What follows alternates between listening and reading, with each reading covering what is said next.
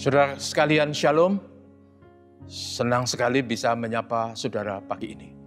Dan saudaraku, renungan singkat pada pagi hari ini diambil dari kisah dua orang tokoh bernama Araunah dan Raja Daud. Saudara sekalian, Araunah dan Raja Daud adalah dua pribadi yang menjadi teladan iman bagi kita. Mereka adalah orang-orang yang murah hati. Saudaraku, pada suatu ketika Raja Daud yang sukses itu memerintahkan panglima perangnya untuk mengadakan sensus militer. Yang notabene sensus itu di mata Tuhan adalah sebuah kejahatan. Sebuah wujud kecongkaan, kesombongan.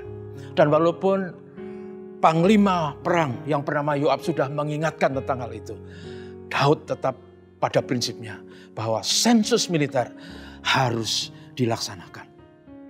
Dan atas tindakan ceroboh ini, saudaraku, Tuhan menjadi murka kepada Daud dan kepada orang Israel. Dan karena itu Tuhan memberikan 3 pilihan atau 3 opsi hukuman yang harus dipilih Daud. Yang pertama, Daud harus rela selama 3 tahun bangsa Israel mengalami kelaparan melanda seluruh negeri. Opsi yang kedua, 3 bulan Daud lamanya harus melarikan diri, dikejar-kejar oleh musuh. Dan opsi yang ketiga adalah 3 hari bangsa Israel mengalami penyakit sampar yang mengerikan. Dan akhirnya Daud memilih opsi yang ketiga, yaitu jatuh ke tangan Tuhan dan mengalami apa yang namanya penyakit sampar. Dalam bahasa Inggris disebut pestilence, semacam wabah corona yang sekarang kita hadapi. Dan akhirnya bangsa Israel menderita dan 70.000 orang Israel tewas karenanya. Pada waktu malaikat maut itu mau memasuki kota Yerusalem, Tuhan berkata kepada malaikat itu, "Cukup sudah, turunkan tanganmu."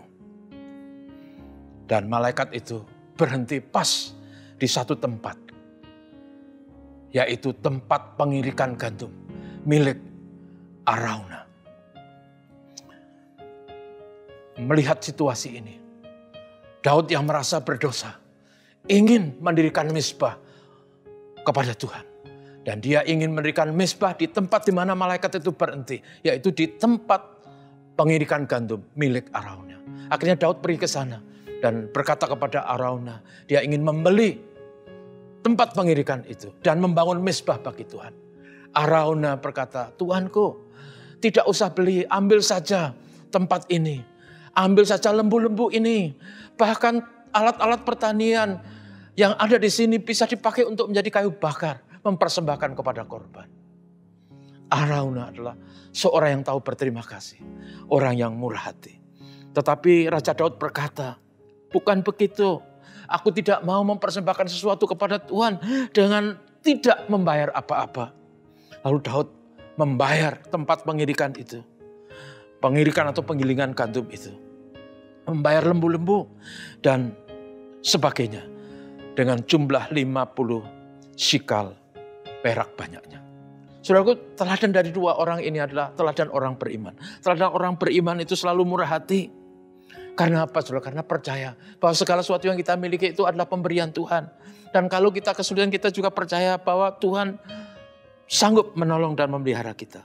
Orang beriman harus percaya. Dan karena itu tidak benar kalau orang beriman itu menjadi pelit. Orang beriman juga harus murah hati. Dengan motivasi untuk mengasihi, untuk berbagi, dan peduli. Seperti Araunah, seperti Raja Daud. Dalam situasi yang sulit ini, saudaraku, jangan kita berfokus pada diri sendiri. Kalau kita punya sesuatu, mari kita juga rela berbagi. Murah hati adalah gaya hidup orang beriman sesuai dengan ajaran kitab suci. Mari kita berdoa. Tuhan memberkati kami semua. Terima kasih untuk firman Tuhan bahwa hidup kami adalah hidup karena anugerah Tuhan. Terima kasih untuk segala kebaikan-Mu.